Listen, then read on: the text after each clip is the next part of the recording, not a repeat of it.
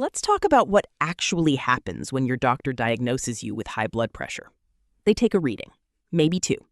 They see that number climbing above 130/80, and immediately the conversation shifts to medication. ACE inhibitors, beta blockers, calcium channel blockers, Take one of diuretics. these twice a day with food, But here's and what you should almost start never feeling gets better discussed in within that a week. appointment.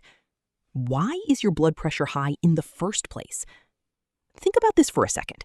Your heart is a pump. Your blood vessels are the pipes. When the pressure in those pipes goes up, it's not because your body suddenly decided to malfunction for no reason. High blood pressure is a symptom. It's your body's response to an underlying problem. And when we just medicate the number without addressing the cause, we're essentially putting a piece of tape over the check engine light. The real issue? Your arteries are losing their flexibility. They're becoming stiff. They're accumulating damage. And as they lose their ability to dilate and contract properly, your heart has to work harder to push blood through an increasingly rigid system. That's when the pressure goes up. Now, here's where conventional treatment goes completely wrong. Those medications, they force your blood pressure down. They override your body's signals. But they do absolutely nothing to restore arterial health. In fact, some of them make the underlying problem worse over time. Let me give you a comparison that makes this crystal clear. Imagine you have a garden hose that's getting clogged and stiff. The water pressure builds up because the hose can't handle the flow anymore.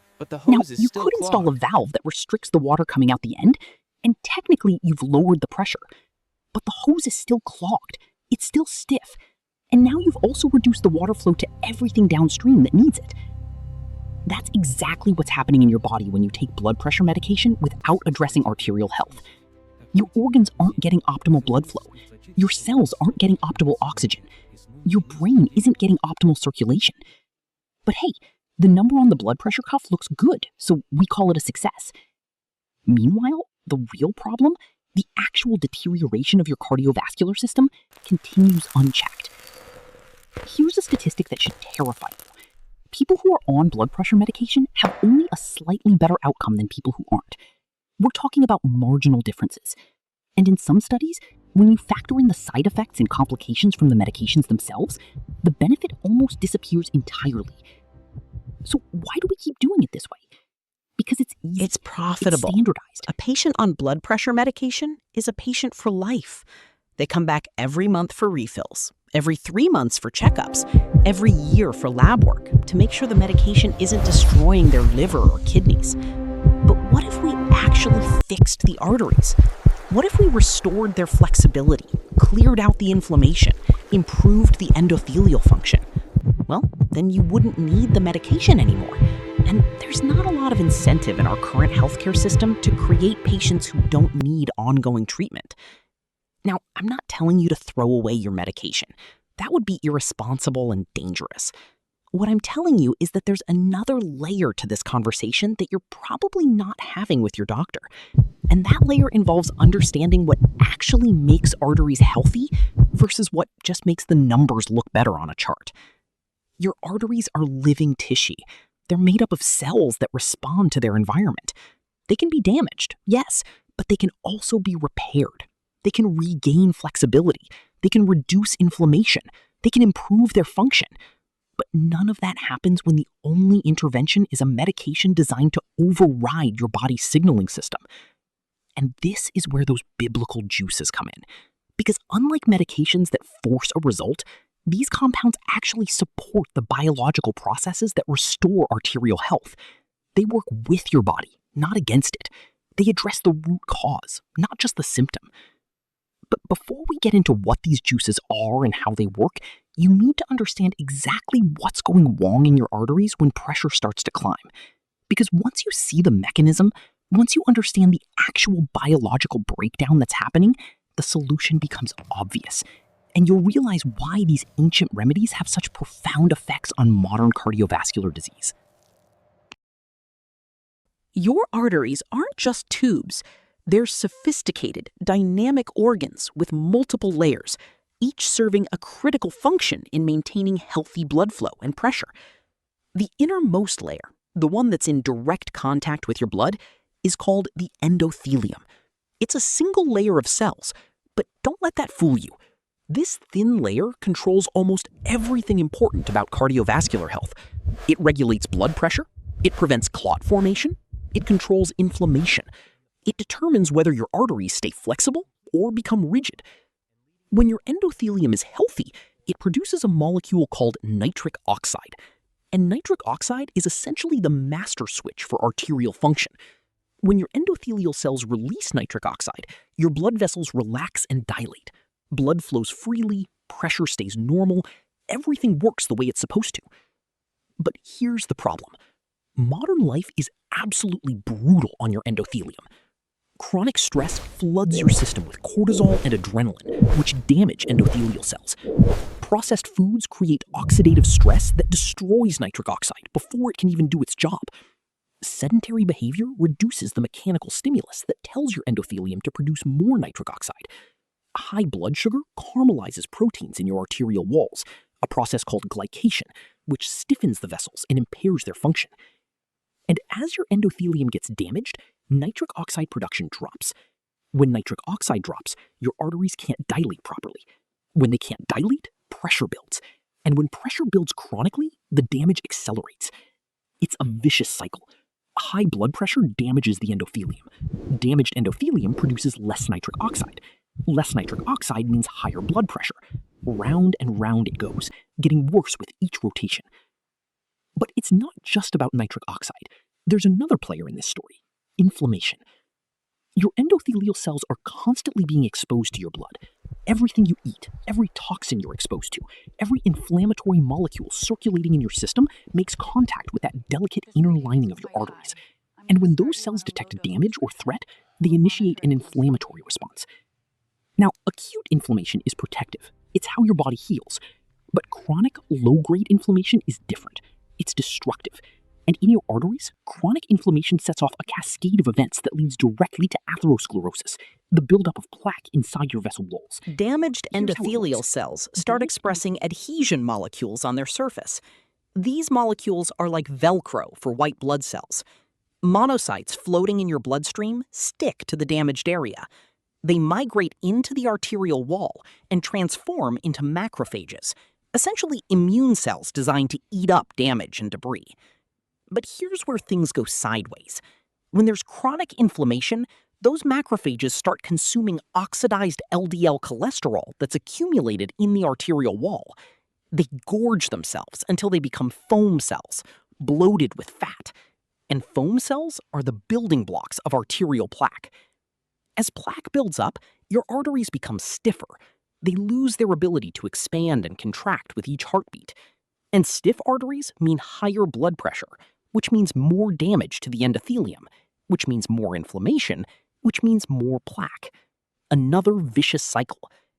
Now add one more factor: oxidative stress. Every cell in your body produces energy using oxygen, and as a byproduct of that process, you generate reactive oxygen species, basically molecular fragments that are highly unstable and reactive. In small amounts, these aren't a problem. Your body has antioxidant systems to neutralize them.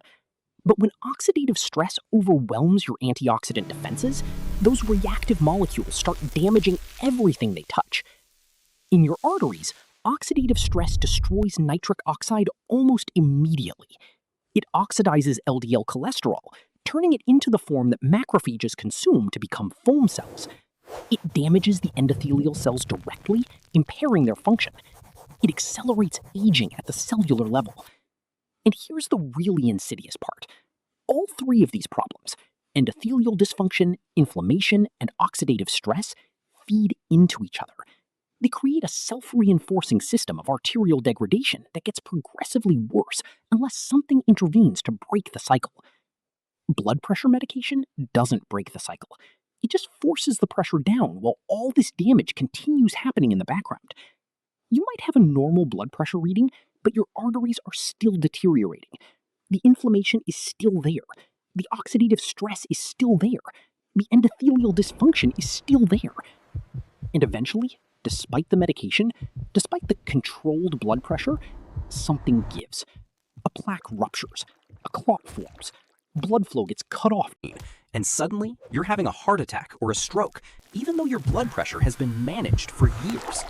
This is why we need to stop thinking about blood pressure as just a number to control and start thinking about it as a signal that something deeper is broken. Your body is trying to tell you that your arteries need help, and the solution isn't to silence that signal, it's to address what's causing it. That's what the biblical juices do. They don't just lower pressure, they restore endothelial function, they reduce inflammation, they combat oxidative stress, they break the vicious cycles and allow your arteries to actually heal. But to understand how they accomplish all of that, you need to know what these juices actually are and what compounds inside them create such profound effects on your cardiovascular system. Pomegranate. Not exactly a revelation, right? You've seen it in grocery stores, maybe even tried it once or twice. But what you probably don't know is that pomegranate juice is one of the most potent arterial medicines ever studied. And when I say studied, I'm talking about rigorous, published, peer-reviewed research that shows effects so dramatic they rival pharmaceutical interventions. Let's start with what pomegranate actually does inside your arteries. First, it's absolutely loaded with polyphenols. These are plant compounds with powerful antioxidant properties, and pomegranate has them in concentrations that dwarf almost every other fruit. The primary polyphenols in pomegranate are called punicolagens, and these molecules do something remarkable. They protect nitric oxide. Remember, nitric oxide is the molecule your endothelial cells produce to keep your arteries relaxed and dilated. But nitric oxide has an extremely short half-life. It gets destroyed by oxidative stress within seconds of being produced. This is one of the main reasons why damaged arteries struggle to maintain proper blood flow. Punicolagens act as a shield.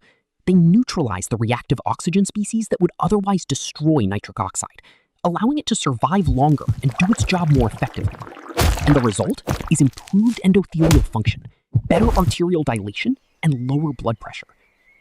But it doesn't stop there. Pomegranate also directly stimulates your endothelial cells to produce more nitric oxide in the first place. So you're getting a double benefit: increased production and increased protection of the exact molecule your arteries need most. Now, here's where the research gets really interesting. In a study published in Clinical Nutrition, researchers took patients with severe carotid artery stenosis, that's narrowing of the arteries that supply blood to the brain, and gave them pomegranate juice daily for 1 year. Just juice. No medication changes, no other interventions. At the end of that year, ultrasound imaging showed that arterial plaque thickness had decreased by 30%. Not stabilized, not slowed down, decreased. The plaque was actually regressing. At the same time, blood pressure dropped significantly. Systolic pressure went down by an average of 21 points. And these were people who had already been on blood pressure medication. The juice provided additional benefit on top of their existing treatment. Think about what that means. These patients had arteries that were so clogged they were at high risk for stroke, and a simple dietary intervention, consumed daily, reversed years of accumulated damage.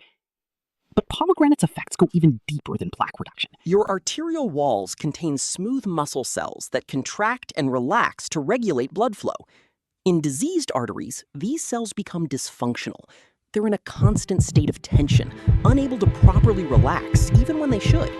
This contributes to both high blood pressure and reduced blood flow to tissues.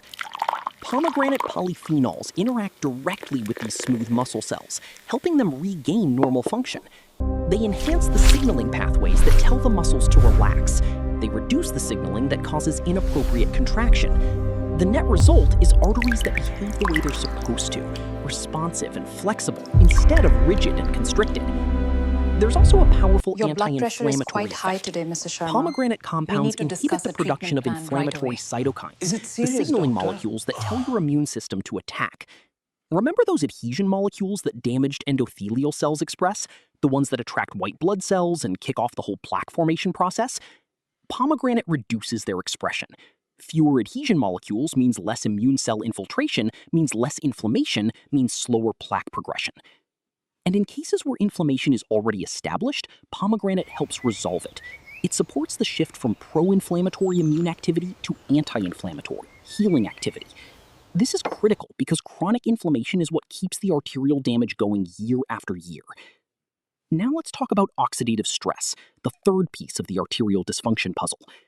Pomegranate is one of the most potent antioxidant foods you can consume. In standardized tests that measure antioxidant capacity, pomegranate juice scores higher than red wine, higher than green tea, higher than blueberries. It's in a category of its own. This matters because oxidative stress isn't just destroying your nitric oxide, it's damaging the DNA in your endothelial cells. It's oxidizing lipids in your arterial walls. It's accelerating the aging process at a cellular level. By flooding your system with powerful antioxidants, pomegranate creates an environment where your cells can actually repair themselves, instead of constantly fighting off molecular damage. But here's something most people miss. Not all pomegranate juice is created equal. If you go to the store and buy a bottle of pomegranate juice that's mixed with apple juice, grape juice, or other fillers, you're not getting the therapeutic dose. The research that showed all these remarkable effects used pure pomegranate juice, and patients consumed about 8 ounces a day. Also, the juice needs to be from whole pomegranates, including the rinds and membranes, because that's where the highest concentrations of punicolagens are found. The pretty, clear, filtered juices you see on grocery shelves have often been processed in a way that removes these crucial compounds. If you're serious about using pomegranate for arterial health, you want juice that's dark, slightly thick, and honestly, a little bitter. That bitterness is the polyphenols. That's the medicine. The sweet, pleasant-tasting versions have usually been diluted or supplemented with sugar, which completely undermines the purpose. Some people choose to take pomegranate extract in capsule form instead, and that can work if you're getting a high-quality extract standardized for punicolagen content. But there's something to be said for the juice, because you're getting the full spectrum of compounds working synergistically, not just isolated components. And this brings up an important point about all three of these biblical juices. They're not magic bullets. They're not going to reverse decades of arterial damage in a week. The people in these studies consumed these juices daily for months and years. This is about creating a sustained, consistent intervention that gives your arteries the compounds they need to heal over time. Your body wants to heal. Your endothelial cells want to function properly. Your arteries want to be flexible and responsive. But they need the right raw materials. They need the antioxidants to combat oxidative stress. They need the polyphenols to reduce inflammation. They need the nitric oxide support to restore proper dilation. Pomegranate provides all of that. It's not suppressing symptoms, it's not forcing a result, it's giving your cardiovascular system what it needs to repair itself at the cellular level. And when you combine pomegranate with the next two juices we're about to discuss, the effects become even more pronounced. Because while each of these works through slightly different mechanisms, together they create a comprehensive approach to arterial restoration that addresses every major pathway of cardiovascular disease. The French paradox confused researchers for decades. The French consume saturated fat, cheese, and butter, yet have significantly lower heart disease rates than Americans. The answer? Red wine. More specifically, compounds in red grapes. In biblical times, wine was called the blood of the grape, considered medicinal and life-giving. Ancient Hebrew texts speak of vineyards as sources of health. The Romans believed wine strengthened the heart. Noah planted a vineyard after the flood. Jesus transformed water into wine at Cana. This wasn't just about celebration. These cultures recognized something profound about grapes. The star compound is resveratrol. Resveratrol activates sirtuins, proteins that regulate cellular health and longevity. When sirtuins activate, cells go into preservation mode. They ramp up DNA repair, improve mitochondrial function, become more resistant to stress. In arterial cells, this means improved resilience. Endothelial cells function better. Smooth muscle cells maintain responsiveness. The machinery producing nitric oxide works more efficiently. But resveratrol's benefits go further. One dangerous aspect of cardiovascular disease is excessive platelet aggregation. Platelets normally stop bleeding, but when arteries are damaged and inflamed, they become hyperactive, forming dangerous clots. Resveratrol inhibits platelet aggregation without completely eliminating clotting ability. It modulates the process, making platelets less likely to form dangerous clots while still functioning when needed. This differs from blood thinners that can cause bleeding complications. There's also profound anti-inflammatory effects. Resveratrol inhibits NF-kappa B, the master switch for inflammatory gene expression. This reduces inflammation at the genetic level, helping restore normal endothelial function. Red grape juice enhances nitric oxide production through multiple pathways. It stimulates the enzyme producing nitric oxide, protects it from oxidative degradation, and improves smooth muscle cell sensitivity to its signals. Studies show that daily red grape juice consumption drops blood pressure, decreases arterial stiffness, and improves flow-mediated dilation significantly. Another compound deserves attention: quercetin, a flavonoid in grape skins. It's a potent antioxidant, more powerful than vitamin E in some contexts. It stabilizes cell membranes and reduces LDL cholesterol oxidation, meaning less fuel for plaque development. Quercetin also directly lowers blood pressure. Meta-analyses show quercetin supplementation consistently reduces both systolic and diastolic pressure, with effects comparable to some pharmaceuticals. The synergy matters. Whole red grape juice delivers resveratrol, quercetin, and dozens of other polyphenols working together through complementary pathways. The result exceeds the sum of individual parts. The juice needs to be from red or purple grapes with skins included. White grape juice lacks most beneficial compounds. Avoid heavily filtered or clarified juice. The dark, slightly cloudy juice contains suspended particles from grape skins. That's the medicine. Concord grapes are incredibly rich in these compounds and have been used in numerous cardiovascular studies with consistent benefits. Therapeutic doses in research are typically 8 to 12 ounces daily. For diabetics, this requires careful management or supplementation instead. There's an interesting interaction with gut bacteria. Your microbiome metabolizes these compounds into smaller molecules that may be more bioavailable. Healthier gut bacteria means more benefit from grape consumption. Ancient cultures knew grapes provided vitality and longevity. We've now scientifically validated their intuition. Grapes contain compounds protecting your cardiovascular system at multiple levels, enhancing healthy tissue function, repairing damage, and preventing deterioration. Beetroot juice is the least glamorous of our three biblical juices. It's earthy, intense, stains everything. But for pure, measurable impact on blood pressure and arterial function, nothing comes close. Though less celebrated than pomegranate and grape in ancient texts, beets were cultivated in the hanging gardens of Babylon and consumed by ancient Greeks and Romans specifically for blood health. They called it the blood vegetable for its deep crimson color and noticed it strengthened warriors and laborers. Beetroot is loaded with dietary nitrates. Before you panic, understand there's a massive difference between synthetic nitrates in processed meat and natural nitrates in vegetables. Synthetic nitrates combine with proteins at high heat to form carcinogenic nitrosamines. Natural vegetable nitrates don't do this. Instead, they convert in your body into nitric oxide through a pathway that completely bypasses endothelial cells. This is revolutionary. When endothelial cells are damaged, they can't produce adequate nitric oxide through normal enzymatic pathways. That's the core problem. But dietary nitrates provide a backdoor. Your saliva contains bacteria converting nitrates into nitrites. You swallow those nitrites. In your stomach and bloodstream, they become nitric oxide. Suddenly, your arteries access the molecule they desperately need, even though damaged endothelial cells aren't producing it. Beetroot works fast. Studies show blood pressure drops within hours. In one landmark study in hypertension, researchers gave patients 250 milliliters of beetroot juice. Within 3 to 6 hours, blood pressure dropped an average of 10 points systolic and 8 points diastolic. The effect persisted throughout the day. 10 points equals the effect of some blood pressure medications from juice with 0 side effects.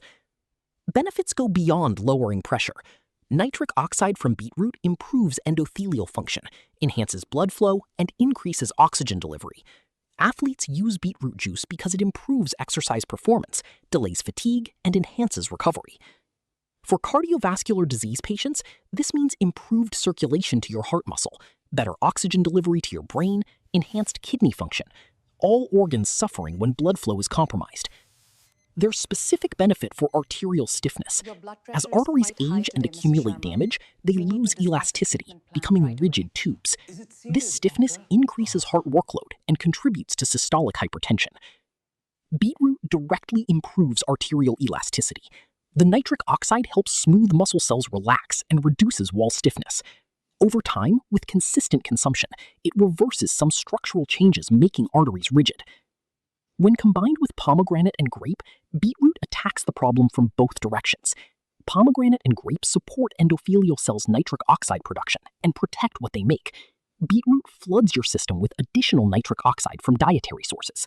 The synergy is remarkable. Studies combining beetroot with polyphenol-rich foods show effects on blood pressure and arterial function greater than either alone.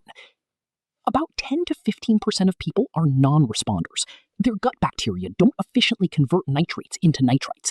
If you try beetroot without blood pressure changes, you might be in this group. Avoid antiseptic mouthwash if relying on beetroot.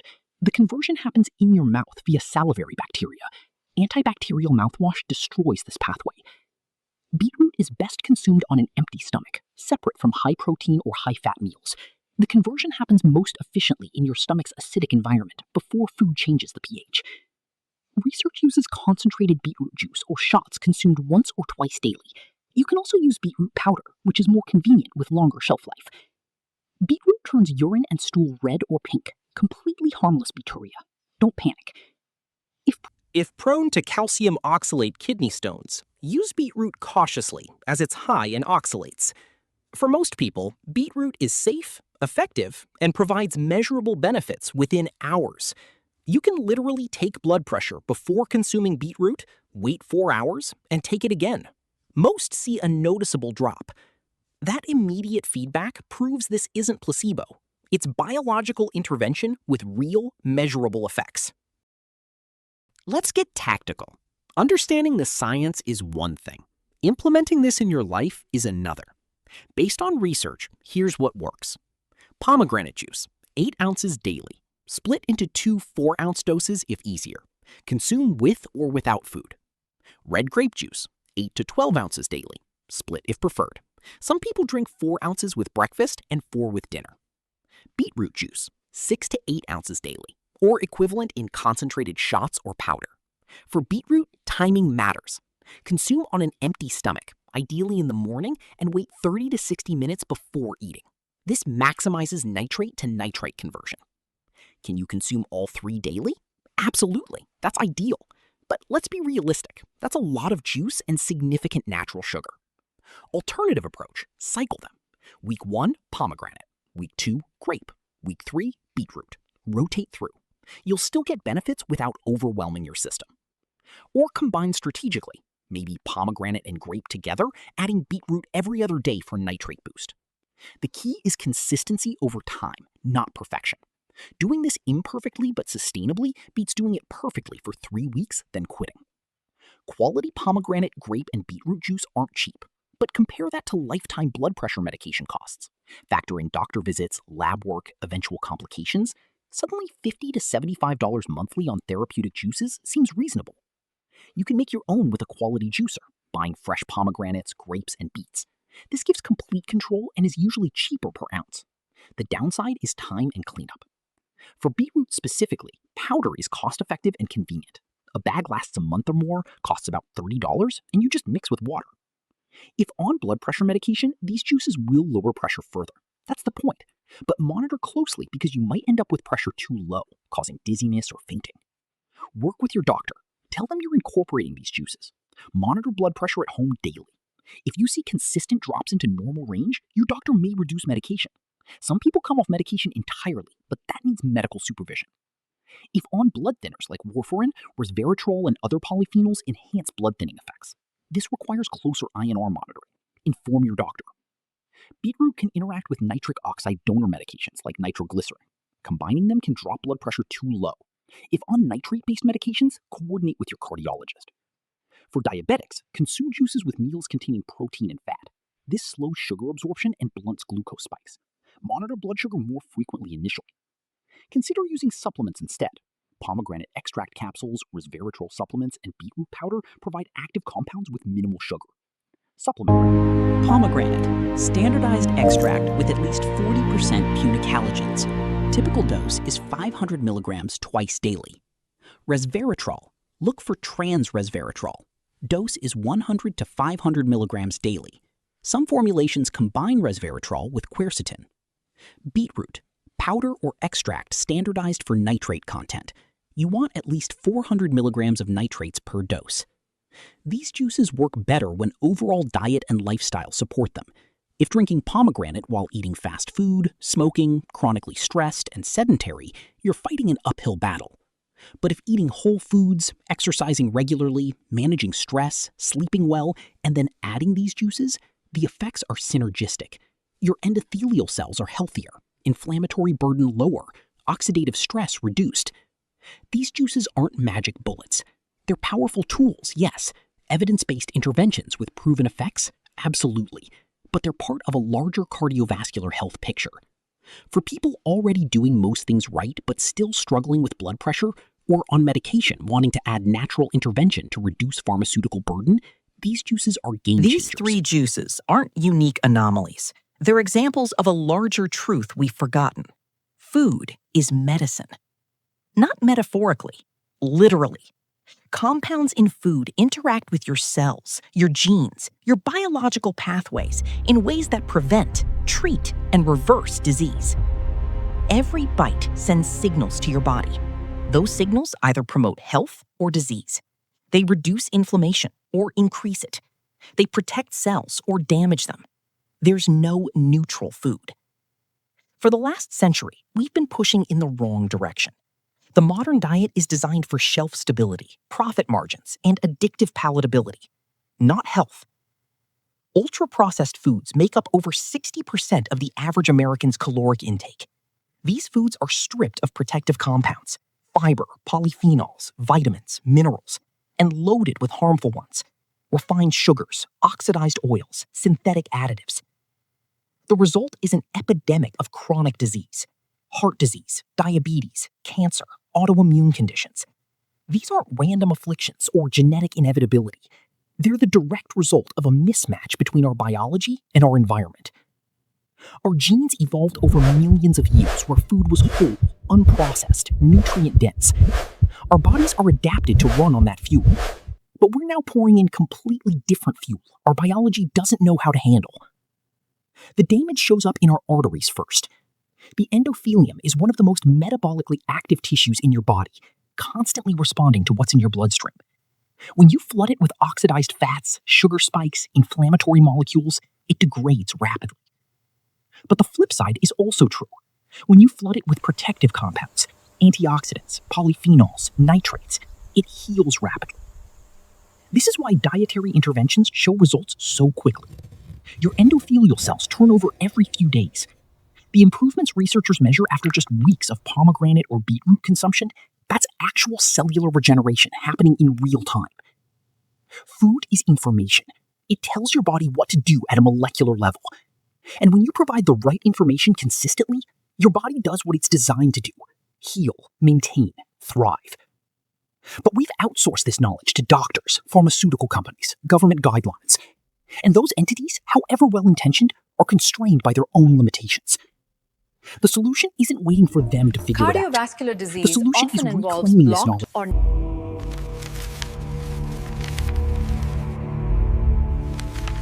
The solution is reclaiming this knowledge for yourself. That's what these biblical juices represent. A reclaiming of ancient wisdom backed by modern science.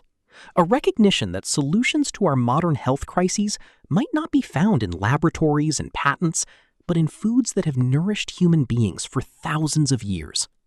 So where do you go from here? You've learned about 3 specific juices that can transform your arterial health. But the real question is, are you going to implement this knowledge, or is it just going to be interesting information you file away and forget? Because information without action is worthless. You can continue managing symptoms with medications, slowly accumulating more health problems. Or you can try something different. Experiment with these juices. Track your blood pressure. Monitor how you feel. See what happens when you give your body the compounds it needs to heal. If you get results, If your blood pressure drops, if your energy improves, then keep going. Expand beyond just these 3 juices. Start looking at your entire diet through this lens of food as medicine. Crowd out processed foods with whole foods. Add more vegetables, herbs, spices, fermented foods. Cook more at home. Become conscious and intentional. Slowly, over months and years, you transform your health in ways you didn't think possible. Not through miracle cures, but through consistent daily choices that support your biology instead of fighting against it. That's the real promise of these biblical juices. Not that they're magic solutions, but that they're doorways, gateways into a different relationship with food and health. Once you walk through that door and see what's possible, you can't unsee it.